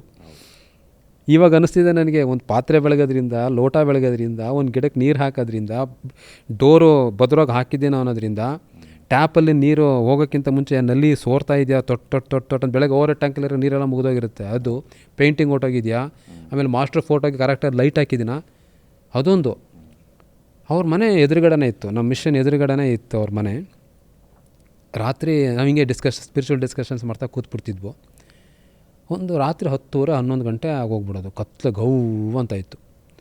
ಆವಾಗ ಡಾಕ್ಟ್ರೇ ಹೇಳಿ ಬ್ರದರ್ ಅಂದ್ವಿ, ಆಶ್ರಮದಲ್ಲಿ ನಾನು ಅದು ಲೈಟ್ ಹಾಕೋದು ಮರ್ತ್ಬಿಟ್ಟೆ, ಮಾಸ್ಟರ್ ಫೋಟೋಗೆ ಹಾಕ್ಬಿಟ್ಟು ಬನ್ನಿ ಅನ್ನೋರು. ಕತ್ಲೆ 10 11 ಗಂಟೆ 11:30 ಏನೋ ನಮ್ಮ ಕೊಳೆಗಾಲ ಗೊತ್ತಲ್ಲ, ಫುಲ್ ಗೌ ಅಂತ ಕತ್ಲೆ ಇರುತ್ತೆ. ನಾನು ಕೀ ಇಸ್ಕೊಂಡು ಏನೋ ಮನ್ಸಲ್ಲಿ ಬೈಕೊಳ್ಳೋದು, ಅಲ್ಲಪ್ಪ ಅದು ಏನು ಮಾಸ್ಟ್ರು ಯಾವಾಗಲೂ ಎಲ್ಲ ಕಡೆನೂ ಇರ್ತಾರೆ, ಅದಕ್ಕೆ ಲೈಟ್ ಹಾಕ್ಲೇಬೇಕು ಆ ಫೋಟೋಗೆ. ಅವ್ರಿಗೇನೆಂದರೆ ಇದು ನಮ್ಮ ಆಶ್ರಮ, ಇದು ಇದನ್ನು ನಾವು ಮೇಂಟೈನ್ ಮಾಡಬೇಕು, ಇದರಲ್ಲಿ ಜೀವ ಇದೆ, ಇದು ಬದುಕ್ತಾ ಇದೆ ಅನ್ನೋ ಒಂದು ಪ್ರಜ್ಞೆ ನನಗೆ ಬರಬೇಕಿತ್ತಲ್ಲ. ಹೋಗಿ ಆ ಗೇಟ್ ಕೀ ತೆಗೆದು, ಆಮೇಲೆ ಹೋಗಿ ಅಲ್ಲಿಂದ ನಡ್ಕೊಂಡು ಹೋಗಿ ಚಪ್ಪಲಿ ಬಿಟ್ಬಿಟ್ಟು ಅಲ್ಲಿಂದ ದೊಡ್ಡ 2 ಕೀ ಅದನ್ನು ತೆಗೆದು, ಆಮೇಲೆ ಲೈಟ್ ಹಾಕ್ಬಿಟ್ಟು, ಅದು ಸಣ್ಣ ಲೈಟ್ 0 ಕ್ಯಾಂಡಲ್ ಲೈಟು ಪಕ್ಕಂತ ಹತ್ಕೊಂತು. ಅಯ್ಯೋ ಇಷ್ಟು ಹಾಕಿಸ್ಲಿಕ್ಕೆ ಇಷ್ಟೆಲ್ಲ ಕರೆಸ್ತಾರಪ್ಪ ನನ್ನ ಅಂದ್ಕೊಂಡು ಲಾಕ್ ಮಾಡ್ಕೊಂಡು ತಗೊಬಂದು ಕೊಡ್ತಿದ್ದೆ. ಈಗ ಅದು ಒಂದೊಂದ್ರ ಹಿಂದೆನೂ ಎಷ್ಟು ಮಹತ್ವ ಇದೆ, ಅದು ಎಷ್ಟು ಕೆಲಸ ಮಾಡಿದೆ. ಇವತ್ತು ಇಷ್ಟು ಜವಾಬ್ದಾರಿ ತೊಗೊಂಡು ಕೊಳ್ಳೇಗಾಲ ಸೆಂಟ್ರನ್ನು ನಾವು ಮೇಂಟೈನ್ ಮಾಡಬೇಕಾದ್ರೆ ಆ ಎಲ್ಲ ಬ್ಯಾಕ್ಗ್ರೌಂಡಲ್ಲಿ ನಮಗೆ ಹಾಕ್ಕೊಟ್ಟಿದ್ರಿಂದ ಆ ನಾರಾಯಣ್ ಬ್ರದರು ದುಡ್ಡು ಕಟ್ಸೋದು ನೀವು ಕೇಳಿದ್ದಕ್ಕೆ ಇಷ್ಟೆಲ್ಲ ವಿಚಾರ ನಮಗೆ ಬಂತು. ಹಿಂಗೆ ಕಲಿಸಿದ್ರು ಬ್ರದರ್. ಆ ಬ್ರದರ್ಹುಡ್ ಅನ್ನೋದನ್ನು ಅವರಿಂದ ನಾವು ಕಲ್ತ್ವು. ನಿರಂತರ ಸ್ಮರಣೆ ಅನ್ನೋದೇನು ಅನ್ನೋದನ್ನು ಅವರಿಂದ ಕಲ್ತ್ವು. ಗುರುಗಳೊಂದಿಗೆ ಹೇಗಿರಬೇಕು ಅನ್ನೋದನ್ನು ಅವರನ್ನು ಕಲ್ತ್ವು. ಮಿಷನ್ ಅಂದರೆ ಏನು, ಮಾಸ್ಟರ್ ಅಂದರೆ ಏನು, ಮೆಥಡ್ ಅಂದರೆ ಏನು, ಅದರಲ್ಲಿ ನಮ್ಮ ಪಾತ್ರ ಏನು, ನಾವು ಹೇಗೆ ಇರಬೇಕು, ಎಲ್ಲವನ್ನು ಅವರು ನಿಜವಾಗ್ಲೂ ವರ್ಕ್ ಪ್ರೊಡಕ್ಟಿವಿಟಿ ಇತ್ತು ಅವ್ರ ಹತ್ರ, ಕಾಂಟ್ರಿಬ್ಯೂಷನ್ ಟು ಸೊಸೈಟಿ. ಬ್ರದರ್ ಅವರು ದೊಡ್ಡ ಜಾಗನೇ ಕೊಟ್ಬಿಟ್ರು, ಲ್ಯಾಂಡ್. ಇವತ್ತು ಕೊಳ್ಳೇಗಾಲದಲ್ಲಿ ನಾವು ಸೈಟ್ ಬಗ್ಗೆ ಮಾತಾಡೋಕ್ಕಾಗಲ್ಲ, ಅವ್ರು ಫ್ರೀಯಾಗಿ ಅಷ್ಟು ಲ್ಯಾಂಡನ್ನು ಹೇಳೋದ್ನಲ್ಲ, ತುಂಬ ಪೈಸಾ ಲೆಕ್ಕ ಇಡ್ತಿದ್ದಂಥ ವ್ಯಕ್ತಿ ಇಡೀ ಲ್ಯಾಂಡನ್ನು ಡೊನೇಟ್ ಮಾಡಿಬಿಟ್ರು ಆಶ್ರಮಕ್ಕೆ. ಆಯ್ತಲ್ಲ, ಕಾಂಟ್ರಿಬ್ಯೂಷನ್ ಟು ದ ಸೊಸೈಟಿ ಇತ್ತು, ವರ್ಕ್ ಪ್ರೊಡಕ್ಟಿವಿಟಿ ಇತ್ತು, ಸ್ಟ್ರೆಸ್ಸು. ಅವ್ರಿಗೆ ಸ್ಟ್ರೆಸ್ ಅಂದರೆ ಏನು, ಕೋಪ ಇತ್ತು, ಮೂಗಿನ ತುದಿನಲ್ಲೇ ಕೋಪ ಇತ್ತು, ಕೋಪಕ್ಕಿಂತ ಜಾಸ್ತಿ ಪ್ರೀತಿ ಇತ್ತು. ನಾನು ಸ್ಟಾರ್ಟಿಂಗಲ್ಲಿ ಇರ್ರೆಗ್ಯುಲರ್ ಬ್ರದರ್, ನಾನು ಕರೆಕ್ಟಾಗಿ ಅಭ್ಯಾಸ ಮಾಡ್ತಾ ಇರಲಿಲ್ಲ, ಸತ್ಸಂಗಗಳು ಮಾತ್ರ ಅಟೆಂಡ್ ಮಾಡ್ತಾಯಿದ್ದೆ. ಕೆಲಸ ಇದ್ದಿದ್ದು ಗುಂಡ್ಲುಪೇಟೆಯಲ್ಲಿ, ಮನೆ ಇದ್ದಿದ್ದು ಕೊಳ್ಳೇಗಾಲದಲ್ಲಿ. ಸರಿ, ನಾನೊಂದು ಮಿಷನಿಗೆ ಸೇರಿ ಸಿಟ್ಟಿಂಗ್ಸ್ ಎಲ್ಲ ತೊಗೊಂಡು ಸ್ವಲ್ಪ ದಿವಸ ರೆಗ್ಯುಲರಾಗಿ ಮಾಡಿದೆ, ಆಮೇಲೆ ಡಿಸ್ಕಂಟಿನ್ಯೂ ಇರೆಗ್ಯುಲರ್ ಆಗಿಬಿಟ್ಟೆ. ಆಮೇಲೆ ಬೇಡ ಬಿಡು ಹೋಗ್ಬಿಡೋಣ, ಇದು ಯಾಕೋ ಸುಮ್ಮನೆ ಬರೀ ರೂಲ್ಸು ರೆಗ್ಯುಲೇಷನ್ಸೇ ಜಾಸ್ತಿ ಇವ್ರದ್ದು ಅಂದ್ಕೊಂಡು ನಾನು ಹೋಗ್ಲ 3-4 ತಿಂಗಳು ಹೋಗಲಿಲ್ಲ. ಅವ್ರು ಆ ಕಡೆಯಿಂದ ಬರ್ತಾಯಿದ್ರೆ ನನಗೆ ಭಯ, ಅವರಲ್ಲಿ ಬರ್ತೀನಿ, ನೀವು ದಾರಿ ಚೇಂಜ್ ಮಾಡ್ಕೊಂಡು ಬೇರೆ ಕಡೆ ಹೋಗ್ಬಿಡೋದು, ಇನ್ನು ಅವ್ರನ್ನ ಫೇಸ್ ಮಾಡ್ಬೇಕಲ್ಲ ಅಂತ. ಬಟ್ ನನಗೆ ಒಳಗಡೆ ನಾನು ಏನೋ ಕಳ್ಕೊತಾ ಇದ್ದೀನಿ, ನನಗೇನೋ ಮಿಸ್ ಆಗ್ತಾಯಿದೆ, ನಾನು ಏನೋ ತಪ್ಪು ಮಾಡ್ತಾಯಿದ್ದೀನಿ ಅಂತ ಒಳಗಡೆಯಿಂದ ಅದು ಗಿಲ್ಟು ಹೊಡಿತಾಯಿತ್ತು ರವಿ ಬ್ರದರ್. ಒಂದು ದಿವಸ ಧೈರ್ಯ ಮಾಡಿ, ಇಲ್ಲ ಏನಾದರೂ ಬೈಕೊಳ್ಳಿ, ಏನಾದರೂ ಮಾಡ್ಕೊಳ್ಳಿ, ಯಾಕಂದರೆ ನನಗೆ ಇದು ಬೇಕಿತ್ತು. ಸರಿ ಬೈದರೂ ಪರವಾಗಿಲ್ಲ ಅಂದ್ಬಿಟ್ಟು ಹೋದೆ. ಕೂತಿದ್ರು ಮೆಡಿಟೇಷನ್ ಅಲ್ಲಿ ಒಳಗಡೆ ಕೂತಿದ್ರು, ಬಾಗಿಲು ತೆಗ್ದಿತ್ತು. ನಮಸ್ತೆ ಬ್ರದರ್ ಅಂದೆ ಹೊರಗಡೆಯಿಂದನೇ, ಮೈ ಕಮಿನ್ ಸರ್ ಅಂತ ಕೇಳ್ತೀವಲ್ಲ ಆ ಥರ. ನಮಸ್ತೆ ಬ್ರದರ್ ಅಂತಂದೆ. ವಾಯ್ಸಲ್ಲೇ ಗೊತ್ತಾಯ್ತು ಅವ್ರಿಗೆ ಡಾಕ್ಟ್ರು ಬಂದಿದ್ದಾರೆ ಅಂತ. ಯಾರು ಅಂತಂದರು. ನಾನು ಹಿಂಗೆ ಗೇಟಿಂದ ಹಿಂಗೆ ನಮಸ್ತೆ ಬ್ರದರ್ ಅಂತಂದೆ. ಡಾಕ್ಟ್ರಾ ಬನ್ನಿ ಅಂತಂದರು. ನನಗೆ ಎಲ್ಲಿ ಬೈದು ಬಿಡ್ತಾರೋ ಅನ್ನೋ ಆ ಒಂದು ಭಯ ಇತ್ತಲ್ಲ. 3-4 ತಿಂಗಳು ಎದುರುಗಡೆ ಬಂದರೂ ತಪ್ಪಿಸ್ಕೊಂಡೆಲ್ಲ ಹೊಟ್ಟೋಗಿದ್ದೀನಿ. ಅದರ ಅವ್ರು ನೋಟ್ ಮಾಡಿರ್ತಾರೆ, ಅವರು ಅಬ್ಸರ್ವ್ ಮಾಡಿರ್ತಾರೆ. ನಾನು ಬ್ರದರ್ ನಾನು 3-4 ದಿನ ಬರೋಕ್ಕಾಗಲಿಲ್ಲ, ಸಾರಿ, ತಾವೇನು ಬೇಜಾರು ಮಾಡ್ಕೊಂಬಿಡ್ತೀರ ಏನೋ ಅಂತ. ಅಯ್ಯೋ ಬನ್ನಿ ಡಾಕ್ಟ್ರೇ, ಕೂತ್ಕೊಳ್ಳಿ, ಧ್ಯಾನ ಮಾಡೋಣ ಅಂತ ಅಂದ್ಬಿಟ್ಟು ಆ ಅಫೆಕ್ಷನ್ನು, ಆ ಪ್ರೀತಿ, ಆ ಒಂದು ನಂಬಿಕೆ, ಆ ವಿಶ್ವಾಸ ಏನಿದೆ ಅದು ಮತ್ತೆ ನಮ್ಮನ್ನು ಪುನಶ್ಚೇತನಗೊಳಿಸ್ಬಿಡ್ತು ಬ್ರದರ್. ದ್ಯಾಟ್ಸ್ ಹೌ ಆ್ಯನ್ ಅಭ್ಯಾಸಿ, ಎ ಸೀನಿಯರ್ ಅಭ್ಯಾಸಿ, a preceptor, a Ramachandra mission model, masterpiece ಅಂಥ ವ್ಯಕ್ತಿಗಳ ಜೊತೆ ನಾವು ಬೆಳೆದಿದ್ದರಿಂದ, ಬದುಕಿದ್ರಿಂದ, ನಮ್ಮನ್ನು ಬೆಳೆಸಿದ್ರಿಂದ ನಾವು ಇವತ್ತು ಈ ರೀತಿ ಏನೋ ಒಂಚೂರು ಮಿಷನಲ್ಲಿ ಕೆಲಸ ಮಾಡಲಿಕ್ಕೆ ಸಾಧ್ಯ ಆಯಿತು ಅಂತ ನಾನಾದರೂ ಹೇಳಲಿಕ್ಕೆ ಇಷ್ಟಪಡ್ತೀನಿ. ಈ ಸ್ಟ್ರೆಸ್, ಒತ್ತಡ ಇದೆಲ್ಲ ಅಂಥ ವ್ಯಕ್ತಿಗಳಿಂದ ನೋಡಿದ್ರೆ ಬ್ರದರ್ ಖಂಡಿತ ನಮ್ಮ ಇಡೀ ಜೀವನದ ಒಂದು ಇದೇನೇ ಚೇಂಜ್ ಆಗಿಬಿಡುತ್ತೆ. ಹ್ಯಾಪಿಯಾಗಿ ಲೈವ್ಲಿಯಾಗಿ ಸಹಜ ಮಾರ್ಗದಲ್ಲಿ ಸಹಜವಾಗಿ ಬದುಕಿದಂಥ ವ್ಯಕ್ತಿಗಳವರು. ಅವರನ್ನು ನೋಡಿ ಕಲಿತು ಅನುಸರಿಸಿದ್ರೆ ಸಾಕು, ವಿಲ್ ಡೂ ಅವರ್ ಪಾರ್ಟ್. ಈ ಥರ ಮಾಡ್ಬೋದಂತ ನಾನು ಹೇಳಲಿಕ್ಕೆ ಇಷ್ಟಪಡ್ತೀನಿ. ಧ್ಯಾನದಿಂದ ನಿಮ್ಮ ಜೀವನದಲ್ಲಿ ವೈಯಕ್ತಿಕವಾಗಿ ಆಗಿದ್ದ ಅತಿ ದೊಡ್ಡ ಅನುಭವವೇನು? ಧ್ಯಾನದಿಂದ ತುಂಬ ದೊಡ್ಡ ದೊಡ್ಡ ಬದಲಾವಣೆಗಳು. ನನ್ನ ಪ್ರತಿದಿನದ ಧ್ಯಾನದಲ್ಲೂ ನನಗೆ ಹೊಸ ಹೊಸ ಆವಿಷ್ಕಾರಗಳೇ. ನನಗೆ ನಾನು ಧ್ಯಾನ ಮಾಡಿದಾಗಲಿ ಅಥವಾ ಅಭ್ಯಾಸಿಗಳಿಗೆ ಸಿಟ್ಟಿಂಗ್ ಕೊಟ್ಟಾಗಲಿ, ಸತ್ಸಂಗ ಅಟೆಂಡ್ ಮಾಡಿದಾಗಲಿ, ಸತ್ಸಂಗ ಕಂಡಕ್ಟ್ ಮಾಡಿದಾಗಲಿ, ಭಂಡಾರದಲ್ಲಿ ಗುರುಗಳ ಜೊತೆ ಧ್ಯಾನ ತೊಗೊಳೋದಾಗಲಿ, everything is new to me. ಒಂಥರ ನಿರಂತರ ನಿತ್ಯ ನೂತನ ಅಂತ ಹೇಳ್ತಾರಲ್ಲ, ಹಂಗೆ ಪ್ರತಿಯೊಂದು ಧ್ಯಾನವೂ ಒಂದು ವಿಶಿಷ್ಟತೆ ಇರ್ತದೆ. ಆ ಒಂದು ಎಳೆ ಎಳ್ಕೊಂಡು ಹೋಗೋಕೆ ಒಂದು ಎಳೆ ಅಷ್ಟೇ. ಆ ಎಳೆ ಅದು ಎಳ್ಕೊಂಡು ಹೋಗ್ತಾ ಹೋಗ್ತಾ ಹೋಗ್ತಾ ಹೋಗ್ತಾ ಹೋಗ್ತಾ ನಾವು ಕಳೆದೋಗ್ತೀವಲ್ಲ ರವಿ, ಬೆಲೆ ಕಟ್ಟೋಕ್ಕಾಗಲ್ಲ ಅದಕ್ಕೆ. That something extraordinary. ಆ ಬಿಲಾಂಗಿಂಗ್ನೆಸ್ ಇದೆಯಲ್ಲ, ಹನಿ ಸಾಗರವನ್ನು ಸೇರುವಂತಹ ಒಂದು, ನಾನು ಸಾಗರ, ನಾನು ಹನಿ ಅಲ್ಲ, ಆ ಬಿಲಾಂಗಿಂಗ್ನೆಸ್ ಇದೆಯಲ್ಲ, ಈ ಒಂದು ಪರಂಪರೆ, ಗುರು ಪರಂಪರೆ, ಭಾರತೀಯ ಸಂಸ್ಕೃತಿ, ಸನಾತನ ಧರ್ಮವನ್ನು ಮೀರಿ ಅಧ್ಯಾತ್ಮವನ್ನು ಮೀರಿ ಹೀಗೆ ಹೋಗ್ತೀವಲ್ಲ ನಾವು. ಎಲ್ಲವನ್ನು ಮೀರಿ ಮೀರಿ ಮೀರಿ ಆನಂದ ಕೊನೆಗೆ ಅದೂ ಹೋಗ್ಬೇಕಂತಾರೆ ಬಾಬೂಜಿ. ಆ ಒಂದು ಬಿಲಾಂಗಿಂಗ್ನೆಸ್ ಟು ದಟ್ ಎಸ್ಟೀಮ್ ಸ್ಥಿತಿ ಇದೆಯಲ್ಲ, ಅದೇ ಒಂದು ಅದ್ಭುತ. ಅದರಿಂದ ಧ್ಯಾನ ಅಂತಕ್ಕಂಥದ್ದು ಒಂದು ಮಾರ್ಗ. ನಮ್ಮನ್ನು ನಾವು ಕಳೆದುಕೊಳ್ಳಲಿಕ್ಕೆ ಇರ್ತಕ್ಕಂಥ ಒಂದು ಮಾರ್ಗ. ಬಟ್ ನಾವು ಕಳೆದೋದ ತಕ್ಷಣ ನಾವೆಲ್ಲೂ ಹೊರಟೋಗಲ್ಲ. We belong to that one whole system of spirituality ಅಂತ ನಾವೇನು ಹೇಳ್ತೀವಿ, ಅಲ್ಲಿಗೆ ಬಂದುಬಿಡ್ತೀವಿ. ನನಗೆ ಸ್ಟಾರ್ಟಿಂಗಲ್ಲಿ ನಾನು ಏನೋ ಅಬ್ನಾರ್ಮಲ್ ಏನೋ, ನಾನು ಸರಿಯಿಲ್ಲ ಅನಿಸುತ್ತೆ, ನಾನು ಈ ಜಗತ್ತಿಗೆ ಹೊಂದೋದಿಲ್ವೇನೋ, ಅಥವಾ ನನ್ನಲ್ಲೇ ಏನೋ ಸಮಸ್ಯೆ ಇದೆಯೇನೋ ಅಂತ ನನಗೆ ತುಂಬ ಕಾಡ್ತಾಯಿತ್ತು. ಸುಮ್ಮನೆ ಹೋದವ್ರ ಕಡೆಲ್ಲ ನಾನು ಯಾರೋ ಅಂತ ಕೇಳ್ಕೊಂಡು ಕೂತಿರುವಾಗ ಎಲ್ಲ ಏನೋ ಒಂಥರ ನೋಡೋದು, ನಗೋದು, ಒಂಥರ ಬೇಜಾರು ಮಾಡೋದು, ಈ ಒಂದು ಏನಾರು ಕ್ವಶನ್ ಕೇಳ್ತಾನೆ ಅನ್ನೋದು, ಈ ಒಂದು ಇದರಿಂದ ಇಲ್ಲ, ಇದೇ ರಾಜಮಾರ್ಗ, ಇದೇ ಸರಿಯಾದ ಮಾರ್ಗ, ನಾನು ಕರೆಕ್ಟಾಗಿ ದಾರಿಯಲ್ಲಿ ಹೋಗ್ತಾ ಇದ್ದೀನಿ ಅನ್ನೋದು ಗೊತ್ತಾಗಿದೆ ನಾನು ಸಹಜ ಮಾರ್ಗಕ್ಕೆ ಬಂದಮೇಲೆ.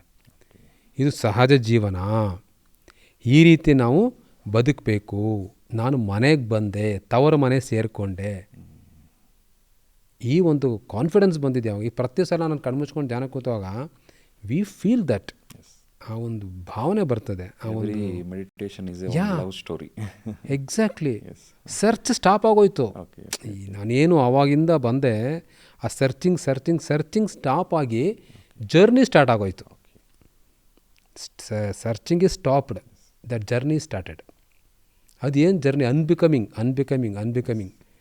ನಾನು ಅದಲ್ಲ, ಇದಲ್ಲ, ಹಿಂಗಲ್ಲ, ಹಾಗಲ್ಲ ಅಂದ್ಕೊಂಡು ಕಳ್ಕೊಂಡು ನೇತಿ ಅಂತ ಹೋಗಿ ಒಂದು ದೊಡ್ಡ ಕುಟುಂಬಕ್ಕೆ, ಒಂದು ದೊಡ್ಡ ಒಂದು ಏನಂತೀವಿ ಅದನ್ನ, ಆ ಒಂದು ಎಕ್ಸಿಸ್ಟೆನ್ಸ್ ಇದೆಯಲ್ಲ, ಅದರದ ಒಂದು ಭಾಗ ಆಗೋಗ್ಬಿಟ್ವು ನಾವು.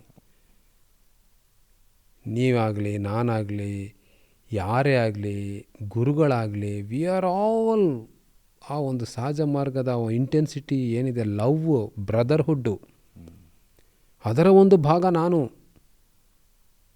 ಅದು ಎಂತಹ ಒಂದು ಕಾನ್ಫಿಡೆನ್ಸ್ ಕೊಡುತ್ತೆ, ಎಂತಹ ಒಂದು ಜೀವನ ಪ್ರೇಮ ಕೊಡುತ್ತೆ, ಎಂತಹ ಒಂದು ಆ ಬೂಸ್ಟಪ್ ಕೊಡುತ್ತೆ ಅಂತಂದರೆ, ನಿಜವಾಗ್ಲೂ ಎಷ್ಟೋ ಜನ ಇನ್ನೂ ಗೊತ್ತಿಲ್ಲ ರವಿ ಅವರೇ, ಗೊತ್ತಿಲ್ಲ ಪಾಪ. ಎಲ್ಲೆಲ್ಲೋ ಅಲಿತಾ ಇದ್ದಾರೆ, ಗೊತ್ತಾಗ್ತಿಲ್ಲ, ಒದ್ದಾಡ್ತಿದ್ದಾರೆ, ಎಲ್ಲೆಲ್ಲೋ ಹುಡುಕ್ತಾ ಇದ್ದಾರೆ. ಅದಕ್ಕೆ ದಾಜಿ ಗುರುಗಳು ಆ ಅಭಿಯಾನ ಶುರು ಮಾಡಿದ್ರು. ಹೋಗಿ ಹಾಕಿ ಎಲ್ಲ ಕಡೆ ಎರ್ಚಿ ಸೀಡಿಂಗ್ ಹಾಕಿ ಯಾವುದೋ ಎದ್ದೊಳ್ತವೆ, ನೀವ್ಯಾಕೆ ತಲೆ ಕೆಡಿಸ್ಕೊತೀರಾ? Don't worry about result. ನೀವು ಹೇಳ್ತಾ ಹೋಗಿ. ಯಾಕೆ ಬ್ರದರ್ಹುಡ್ ಇಲ್ಲಿದೆ, ಎಂದೂ ಮುಗಿಯದ ಲವ್ ಇಲ್ಲಿದೆ. ದಟ್ಸ್ ವಾಟ್ ಸಹಜ ಮಾರ್ಗ ಈಸ್ ಗಿವಿಂಗ್ ಟು ಅಸ್. ಇಂತಹ ಒಂದು ಭಾಗ ಆದಾಗ ಆ ಧ್ಯಾನದ ಅನುಭವ, ಅದು ಏನು ನನ್ನನ್ನು ನಾನು ಮರೆಸಿಬಿಡುತ್ತೆ. ಅದು ನಾನು ಏನನ್ನೋದನ್ನು ಅದು ಮರ್ತೋಗುತ್ತೆ. ನನ್ನ ಮೂಲ ಪ್ರಶ್ನೆನೇ ಹೊಟ್ಟೋಯ್ತಲ್ಲ ರವಿಯವರೇ. ನಾನು ಏನು ಕ್ವಶನ್ ಇಟ್ಕೊಂಡು ಕೂತಿದ್ದೆ, no, I am what I ought to be ಅಂತ ಹೇಳಿದ್ರೆ ಬಾಬೂಜಿಯವರು, ಅಂತಹ ಒಂದು ಸ್ಥಿತಿನ ನಮಗೂ ಕೊಡ್ತಾರೆ. ನಾನು ಬಂದಿರೋದಿಲ್ಲಿ ಗುರುಗಳನ್ನ ಮಾಡಲಿಕ್ಕೆ, ನಾಟ್ ಅಭ್ಯಾಸೀಸ್ ಅಂತಾರೆ. ಈಚ್ ಆ್ಯಂಡ್ ಎವ್ರಿ ಅಭ್ಯಾಸಿ ಶುಡ್ ಬಿಕಮ್ ಮಾಸ್ಟರ್ ಲೈಕ್. ಅದಕ್ಕೆ ಮಾಸ್ಟರ್ ಮಾಡ್ದಂಗೆ ಮಾಡಬೇಕು. ಮಾಸ್ಟರ್ ಮಾಡ್ತಾರೆ, ಅವ್ರು ಎಲ್ಲರನ್ನೂ ಪ್ರೀತಿಸ್ತಾ ಇದ್ದಾರೆ, ನೀನು ಎಲ್ಲರನ್ನೂ ಪ್ರೀತಿಸಪ್ಪ. ನಂಗೆ ಸ್ಟಾರ್ಟಿಂಗ್ ಅದು ಅರ್ಥನೇ ಆಗ್ತಿರ್ಲಿಲ್ಲ. ನಮ್ಮ ಕೊಳ್ಳೇಗಾಲ ಆಶ್ರಮದಲ್ಲಿ ಬರ್ಸಿದ್ರು, ಅವರು ಪ್ರೀತಿಸುವ ಎಲ್ಲರನ್ನೂ ಪ್ರೀತಿಸಿರಿ ಅಂತ. ಇದು ಯಾವುದೋ ಕ್ರಿಶ್ಚಿಯನ್ ಸ್ಲೋಗನ್ ಇದ್ದಂಗೆ ಇದೆಯಲ್ಲ, ಬೈಬಲ್ದು ಯಾವುದೋ ಒಂದು ಲೆಟರ್ ಇದ್ದಂಗೆ ಇದೆಯಲ್ಲ ಅಂತ ನನಗೆ ಅನ್ನಿಸ್ತಿತ್ತು. ಇದೇನು ಇಷ್ಟೊಂದು ಕಾಂಪ್ಲೆಕ್ಸ್ ಮಾಡಿ ಇಟ್ಬಿಟ್ಟಿದಾರಲ್ಲ ಅಂತ. ಫಸ್ಟು ಪ್ರೀತಿಸಿರಿ ಅಂದರೆ ಆಗೋಗ್ತಿತ್ತು, ಎಲ್ಲರನ್ನೂ ಪ್ರೀತಿಸಿರಿ ಅಂದ್ರೂ ಆಗೋಗ್ತಿತ್ತು. ಇದು ಹಂಗಲ್ಲ, ಅವರು ಪ್ರೀತಿಸುವ ಎಲ್ಲರನ್ನೂ ಪ್ರೀತಿಸಿರಿ. ಇದೇನು 3-4 ಅಂಶಗಳು ಬಂದ್ಬಿಡ್ತಲ್ಲ ಇದರಲ್ಲಿ ಅಂತ ನನಗೆ. ಬಟ್ ತುಂಬ ಅರ್ಥ ಇದೆ ರವಿಯವರೇ. ನಾವು ಏನಾಗಬೇಕು, ಗುರುಗಳ ಥರ ಆಗಬೇಕು. ಪ್ರತಿಯೊಬ್ಬ ಅಭ್ಯಾಸಿನೂ ಗುರುಗಳಾಗುವಂತಹ ಕ್ಷಮತೆ ಇದೆ, ಕೆಪಾಸಿಟಿ ಇದೆ.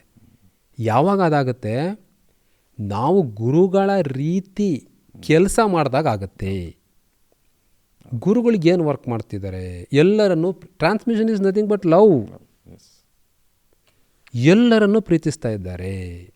ಆ ಒಂದು ಕ್ವಾಲಿಟೀಸ್ ನಮ್ಮಲ್ಲಿ ಬೆಳಿಬೇಕು. ನಾವು ಎಲ್ಲರನ್ನೂ ಪ್ರೀತಿಸಬೇಕು. ನಾವು ಯಾವಾಗ ಎಲ್ಲರನ್ನೂ ಪ್ರೀತಿಸ್ತೀವೋ, ಗುರುಗಳು ಹೆಂಗಿದ್ರು ಎಲ್ಲರನ್ನೂ ಪ್ರೀತಿಸ್ತಾ ಇದ್ದಾರೆ, ಅವರು ಎಲ್ಲರನ್ನೂ ಪ್ರೀತಿಸ್ತಾ ಇದ್ದಾರೆ. ಅವರು ಪ್ರೀತಿಸುವ ಎಲ್ಲರನ್ನೂ ನೀನು ಪ್ರೀತಿಸು ಅಂತ ಹೇಳ್ತಾ ಇದ್ದಾರೆ. That is the dimension of that letter. ಆ ಪದಗಳು ಏನಿತ್ತು, ಪದಗುಚ್ಛ, ಅವರು ಪ್ರೀತಿಸುವ ಎಲ್ಲರನ್ನೂ ಪ್ರೀತಿಸಿರಿ, ಹೀಗೆ ಬರ್ತದೆ. ಆವಾಗ ಆ ಬಿಲಾಂಗಿಂಗ್ನೆಸ್ ಏನಿದೆ, ಆ ಧ್ಯಾನ ಏನಿದೆ, ಆ ಶುದ್ಧೀಕರಣ ಏನಿದೆ, ಆ ಪ್ರಾರ್ಥನೆ ಏನಿದೆ, ರಿಮೆಂಬರೆನ್ಸ್ ಏನಿದೆ, ಎಲ್ಲವೂ ಆ ಪ್ರೀತಿ ಅನ್ನುವ ಒಂದು ಬೇಸ್ಮೆಂಟ್ ಒಳಗಡೆ, ಆ ಬ್ಯಾಕ್ಗ್ರೌಂಡ್ ಒಳಗಡೆ ಕೂತ್ಬಿಡುತ್ತೆ.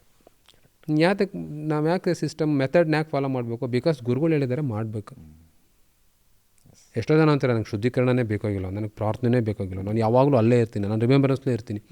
ಸರಿನಪ್ಪ, ಆದರೂ ಮಾಡಬೇಕು. ಯಾಕೆ ಮಾಡಬೇಕು? ಗುರುಗಳು ಹೇಳಿದ್ದಾರೆ ಮಾಡಬೇಕು ಅಷ್ಟೇ. ಸಾಧನೆ ಮಾಡಬೇಕು, ಮಾಡ್ತಾನೆ ಇರಬೇಕು, ಮಾಡ್ತಾರೆ, ಧ್ಯಾನ ಮಾಡ್ತಾನೆ ಇರಬೇಕು. ಗುರುಗಳಿಗೆ ಹೇಳಿದ್ದಾರೆ ಸಾಕು ನೀನು ಧ್ಯಾನ ಮಾಡಿದ್ದು ಆ ಟೈಮ್ ನನಗೆ ಕೊಡುವಂತ. ನಮಗೂ ಹಂಗೆ ಹೇಳಿದಾಗ ಅದನ್ನು ಮಾಡೋಣ. ಆದರೆ ಧ್ಯಾನ ಮಾಡಲೇಬೇಕು, ಸಾಧನೆ ಮಾಡಲೇಬೇಕು. ಪ್ರತಿಯೊಂದು ಧ್ಯಾನನೂ ಹೊಸ ಥರನೇ ರವಿ ಅವರೇ. ಇವಾಗ ಸಿಟ್ಟಿಂಗ್ ಕೂತ್ಕೊಂಡ್ರು ಇದೇ ಒಂಥರ ಅದ್ಭುತ. ಬೆಳಗ್ಗೆ 6:30 ಮಾಸ್ಟರ್ ಸಿಟ್ಟಿಂಗ್ ಕೊಟ್ಟರು, ಬಸ್ಸಲ್ಲಿ ಬರ್ತಾಯಿದ್ವು. ಆ ಎಕ್ಸ್ಪೀರಿಯನ್ಸೇ ಒಂಥರ, ಕಣ್ಣು ಮುಚ್ತಿದ್ದಂಗೆ ಹಂಗೆ ಎಳ್ಕೊತ ಚೈ ಅಂತ. That's how each and every meditation. ಸಹಜ ಮಾರ್ಗನೇ ಒಂದು ಅದ್ಭುತ. ಆ ಬ್ರದರ್ಹುಡ್ಡು, ಆ ಬಿಲಾಂಗಿಂಗ್ನೆಸ್ಸು, ಆ ಫೇತು, ಆ ಕಾನ್ಫಿಡೆನ್ಸು, ಆ ರಿಮೆಂಬರೆನ್ಸು, ತುಂಬ ಜನ ಹುಡುಕ್ತಾ ಇದ್ದಾರೆ ರವಿ ಬ್ರದರ್. ಗೊತ್ತೇ ಇಲ್ಲ, ಇನ್ನೂ ಸುಮಾರು ಜನಕ್ಕೆ ಇದು ಗೊತ್ತೇ ಇಲ್ಲ. ನಮ್ಮ ಜವಾಬ್ದಾರಿ ಅದಿದೆ. ಅದನ್ನು ನಿರ್ವಹಿಸದೆ ನಾವು ನಿಜವಾಗಲೂ ಗುರುಗಳಿಗೆ ಕೊಡುವಂತಹ ಒಂದು ಕಾಣಿಕೆ ಏನಪ್ಪ ಅಂತಂದರೆ, we have to make those who didn't know anything about heartfulness ಅವ್ರಿಗೆ ತಿಳಿಸ್ತಾ ಹೋಗ್ತಾ ಇರಬೇಕು. ದಟ್ಸ್ ವಾಟ್ ಅಭಿಯಾನ. ನೀವು ಅಭಿಯಾನ ಅಂತ ಹೇಳಿದ್ರಿ, ತುಂಬ HFN ಅಭಿಯಾನಗಳನ್ನು ನಡೆಸ್ತಾ ಇದ್ದೀರಾ. ಅದರ ಅನುಭವ ಹೇಗಿತ್ತು? ಕಾನ್ಫಿಡೆನ್ಸ್ ಲೆವೆಲ್ ನನಗೆ ಬೂಸ್ಟಪ್ ಆಗಿದ್ದು ಯಾವಾಗ ಅಂದರೆ Ravi brother, professors, doctors, colleagues ಧ್ಯಾನ ಮಾಡಿಸ್ದೆ. ನಮ್ಮೊಂದು ಶೀಟ್ ಇರುತ್ತೆ, ಈ ಕಡೆ ಅವ್ರ ಎಕ್ಸ್ಪೀರಿಯನ್ಸ್ಗಳನ್ನೆಲ್ಲ ಕೋಟ್ ಮಾಡಬೇಕು. ಕೊಟ್ಟಾಗ ಆಫ್ಟರ್ ಮೆಡಿಟೇಷನ್ನು ಅವರು 30-40-50 ಜನ ಒಂದೊಂದು ಬ್ಯಾಚಲ್ಲೇ ಬರ್ತಾಯಿದ್ರು. ಕೊಟ್ಟೆ. ಆಫ್ಟರ್ ಎಕ್ಸ್ಪೀರಿಯನ್ಸ್ಗಳು ನಾನು ಓದೋಕ್ಕೆ ಶುರು ಮಾಡಿದೆ ನೋಡಿ, ನಾನು ಅನ್ನಿಸ್ತು, ಇದು ಎಲ್ಲಿಂದನೋ ಕನೆಕ್ಟಿವಿಟಿ ಸಿಗ್ತಾ ಇದೆ ಇವರಿಗೆ. ಗೊತ್ತಾಗೋಯ್ತು ನನಗೆ, ಇದು ನಾನು ಮಾಡ್ತಾ ಇಲ್ಲ, ನನ್ನ ಮುಖಾಂತರ ಆಗ್ತಾ ಇರ್ಬೋದು ಅಷ್ಟೇ, ಆದರೆ ನಾನು ನಗಣ್ಯ, ನಂದೇನೂ ಇಲ್ಲ. ಸರಿ, ನನಗೆ ಟ್ರೈನಿಂಗ್ ಸೆಂಟ್ರ್ ಇತ್ತು, ಗುರುಗಳೇ ನನಗೆ ಆ ಒಂದು ಅವಕಾಶ ಕೊಟ್ಟರು. ರೂಟೀನ್ ಇಮ್ಯುನೈಸೇಷನಲ್ಲಿ ನಾನು TOT ಒಂದು, ಆಮೇಲೆ mental neurological and substance abuse ಡಿಸಾರ್ಡರ್ಸಲ್ಲೂ ನಾನು TOT. ಹೆಲ್ತ್ ಇನ್ಸ್ಪೆಕ್ಟರ್ಸ್ಗೆ, ಫಾರ್ಮಸಿಸ್ಟ್ಸ್ಗೆ, ಲ್ಯಾಬ್ ಟೆಕ್ನಿಷಿಯನ್ಸ್ಗೆ, ಪ್ರೈಮರಿ ಹೆಲ್ತ್ ಕೇರ್ ಆಫೀಸರ್ಸ್ಗೆ, ಡಾಕ್ಟರ್ಸ್ಗೆ ಎಲ್ಲರಿಗೂ ಅದು ನಾವು ಟ್ರೈನಿಂಗ್ ಕೊಡಬೇಕಾಗ್ತಿತ್ತು. ನಮ್ಮ ಪ್ರಿನ್ಸಿಪಲ್ ಜೊತೆ ಮಾತಾಡಿದೆ ನಾನು. ಅವ್ರನ್ನೂ ಫಸ್ಟ್ ಕುಂಡಿಸ್ಕೊಂಡು ಅವ್ರಿಗೆಲ್ಲ ಟ್ರೈನಿಂಗೆಲ್ಲ ಧ್ಯಾನ ಎಲ್ಲ ಮಾಡಿಸಿದ್ದೆ. ಅವ್ರಿಗೆ ಗೊತ್ತಿತ್ತು. ಮೊದಲು ಏನೋ ಧ್ಯಾನ ಮಾಡಿಸ್ತೀಯಲ್ಲಪ್ಪ, ನೀನು ಮಾಡಿಸಪ್ಪ ಅಂತ ಹೇಳಿದ್ರು. ಗುರುಗಳಿಗೆ ಒಂದು ಕನೆಕ್ಟ್ ಮಾಡ್ಕೊಂಡೆ. ಇದು ಗುರುಗಳೇ ನನಗೆ ಕೊಟ್ಟಂಥ ಅವಕಾಶ ಅಂದ್ಕೊಂಡು ಶುರು ಮಾಡಿದೆ. ಮಾಡಿಸ್ತಾ I think almost more than 1,000 documentation ನನ್ನ ಹತ್ರ ಇದೆ. ಆಫ್ಟರ್ ಮೆಡಿಟೇಷನ್, ಸಹಜ ಮಾರ್ಗ್ Heartfulness meditation, after the feeling of the transmission, ಅವ್ರ ಎಕ್ಸ್ಪೀರಿಯನ್ಸ್ಗಳು ಏನಿದೆ ಅಷ್ಟು ನನ್ನ ಹತ್ರ. ಬೇಕಾದ್ರೆ ಯಾರಾದರೂ ರಿಸರ್ಚ್ ಮಾಡೋರಿದ್ದರೆ ಆಲ್ಮೋಸ್ಟ್ ಅಷ್ಟು ಡಾಕ್ಯುಮೆಂಟ್ ಸಿಗುತ್ತೆ. ಅವ್ರು ಯಾವ ವಲಯದಿಂದ ಎಕ್ಸ್ಪೀರಿಯೆನ್ಸ್ ಮಾಡಿದ್ರು, ಆ ಮನೋಮಂಡಲದಲ್ಲಿದ್ದಾರಾ, ಹೃದಯ ಮಂಡಲದಲ್ಲಿದ್ದಾರಾ, ಯಾವ್ಯಾವ ಫೀಲಿಂಗ್ಸಲ್ಲಿದ್ದಾರೆ, ನಮ್ಮ ಸ್ಪಿರಿಚುವಲ್ ಅನಾಟಮಿನಲ್ಲಿ ಏನು 13 ಪಾಯಿಂಟ್ಸ್ ಇದೆ, ಅದರಲ್ಲಿ ಏನೇನು ಕ್ಯಾರೆಕ್ಟರ್ಸ್ ಇದೆ, ಈ ಅಭ್ಯಾಸಗಳು ಸಿಟ್ಟಿಂಗ್ ತಗೊಂಡ ತಕ್ಷಣ, ಧ್ಯಾನ ಮಾಡಿದ ತಕ್ಷಣ ಯಾವ್ಯಾವ ಪಾಯಿಂಟಿಗೆ ಕನೆಕ್ಟ್ ಆದರೂ ಹೆಂಗೆ ಬೇಕಾದ್ರೂ ರಿಸರ್ಚ್ ಮಾಡ್ಬೋದು. ಅದನ್ನ ಮೋರ್ ದೆನ್ 1000 ಎಕ್ಸ್ಪೀರಿಯನ್ಸಸ್ ಡಾಕ್ಯುಮೆಂಟೇಷನ್ ಆಗಿದೆ ರವಿ ಬ್ರದರ್. ಈ ಅಭಿಯಾನ ಅಂತಕ್ಕಂಥದ್ದು ಆ ಮಟ್ಟಕ್ಕೆ ಹೋಗಿದೆ. ಯಾರಾದರೂ ನಾನು ಕೂತ್ಕೊಂಡು ಎಲ್ಲರಿಗೂ ಫೋನ್ ಮಾಡ್ತೀನಿ, ಫಾಲೋಅಪ್ ಮಾಡ್ತೀನಿ ಅಂತಂದರೆ ಅದು ಎಲ್ಲರದ್ದು ಫೋನ್ ನಂಬರ್ ಇದೆ, ಅಡ್ರೆಸ್ ಇದೆ. ಒಬ್ಬೊಬ್ಬರು ಒಂದೊಂದು ಸೆಂಟ್ರ್ ತೋಟ ಕರ್ನಾಟಕ, ಓಕೆ, ಬೆಳಗಾವಿಯಿಂದ ಹಿಡಿದು ಚಾಮರಾಜನಗರದವರೆಗೂ ಎಲ್ಲ ಅಭ್ಯಾಸಿಗಳದ್ದು ಫೋನ್ ನಂಬರ್ ಇದೆ, ಮೆಡಿಟೇಟಿವ್ ಎಕ್ಸ್ಪೀರಿಯನ್ಸ್ ಇದೆ, ಪೋಸ್ಟಲ್ ಅಡ್ರೆಸ್ ಇದೆ, ರೆಸಿಡೆನ್ಷಿಯಲ್ಲು ಇದೆ, ಮತ್ತು ಅವರು ಜಾಬ್ ವರ್ಕಿಂಗ್ ಪ್ಲೇಸು ಇದೆ. ಸೊ ಇಂಥ ಒಂದು ಇದೀವಿ, ನೀವು ಫೇಸ್ಬುಕ್ಕಲ್ಲಿ ಆಗ್ತಾ ಇರ್ತೀರ, ಪ್ರತಿಯೊಂದು ಮೀಟಿಂಗಲ್ಲಿ ಅವರಿಗೆಲ್ಲ ಧ್ಯಾನ ಮಾಡಿಸ್ತಾ ಇದ್ದೀರಾ, ಆ ಗುರುಗಳ ಒಂದು ಕೃಪೆ, ಎಕ್ಸ್ಪೀರಿಯನ್ಸು ತಗೊತಾ ಇದ್ದೀರಾ. ಆ ಗುರುಗಳ ಒಂದು ಕೃಪೆ, ಗುರುಗಳೇ ಮಾಡ್ತಾ ಇದ್ದಾರೆ, ನಂದೇನೂ ಇಲ್ಲ, ನಾನು ನಗಣ್ಯ. ಸೊ ಅಷ್ಟು ವರ್ಕು ಆ ಗುರುಗಳ ಮುಖಾಂತರನೇ ಆಗಿದೆ. ಗೊತ್ತಿಲ್ಲ ಬ್ರದರ್, ಆ ಸೋಲ್ಗಳು ಯಾವ ಲೆವೆಲಲ್ಲಿ ಹೇಗೆ ತಗೊಂಡು ಎಲ್ಲಿಗೆ ಜಂಪ್ ಆಗ್ತಾರೋ ಗೊತ್ತಿಲ್ಲ ನಮಗೆ. ಅದರಿಂದ ಇಂತಹ ಒಂದು belongingness to that whole tradition, ಆ ಪರಂಪರೆ, ಗುರು ಪರಂಪರೆ ಏನಿದೆ, ಅದು ಎಷ್ಟೋ ಜನಕ್ಕೆ ಇನ್ನೂ ಗೊತ್ತಿಲ್ಲ. ನಾವು ಕೊಡಿಸುವಂಥ ಕೆಲಸ ನಾವೆಲ್ಲರೂ ಸೇರಿ ಮಾಡಬೇಕಂತ ನನಗನ್ಸುತ್ತೆ ಬ್ರದರ್.